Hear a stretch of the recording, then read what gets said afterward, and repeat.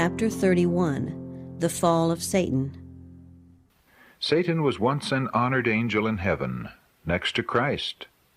His countenance, like those of the other angels, was mild and expressive of happiness. His forehead was high and broad, showing great intelligence. His form was perfect, his bearing noble and majestic.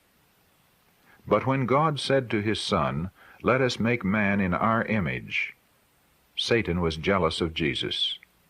He wished to be consulted concerning the formation of man, and because he was not, he was filled with envy, jealousy, and hatred. He desired to receive the highest honors in heaven next to God.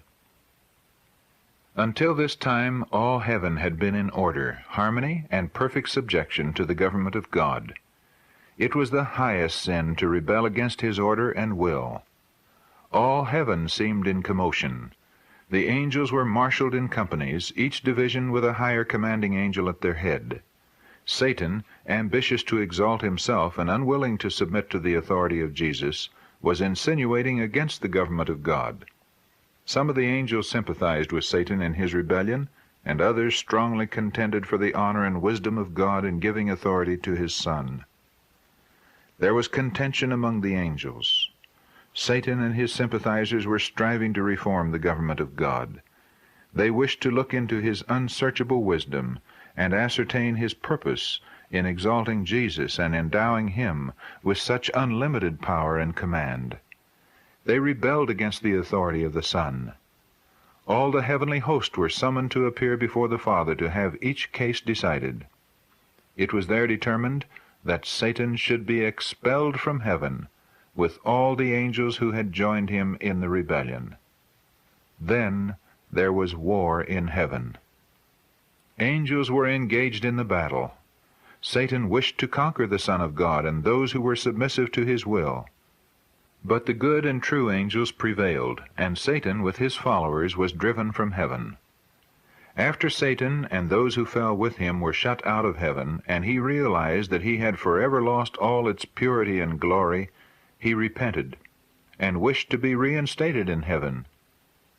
He was willing to take his proper place or any position that might be assigned him.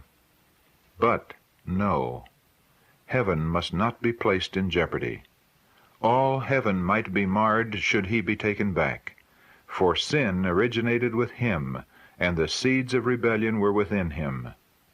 Both he and his followers wept and implored to be taken back into the favor of God, but their sin, their hatred, their envy and jealousy had been so great that God could not blot it out.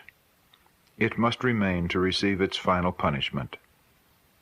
When Satan became fully conscious that there was no possibility of his being brought again into favor with God, his malice and hatred began to be manifest.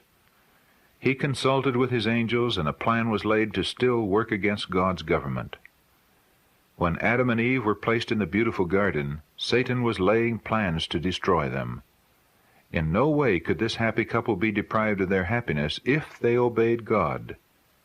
Satan could not exercise his power upon them unless they should first disobey God and forfeit his favor. Some plan must therefore be devised to lead them to disobedience, that they might incur God's frown and be brought under the more direct influence of Satan and his angels. It was decided that Satan should assume another form and manifest an interest for man. He must insinuate against God's truthfulness and create doubt whether God did mean just what he said.